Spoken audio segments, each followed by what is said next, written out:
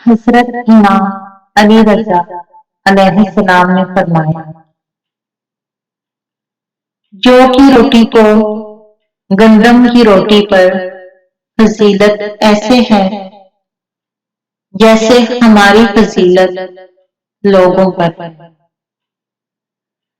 کوئی نبی ایسا نہیں گزرا ہے مگر یہ کہ اس نے جو کھانے کی دعا نہ کی ہو اور اللہ نے اس میں برکت دی ہے۔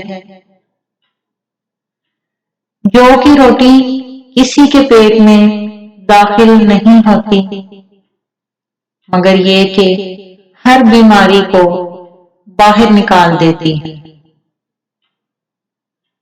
جو کی روٹی انبیاء علیہ السلام کی غذا اور نیکوکاروں کا کھانا ہے۔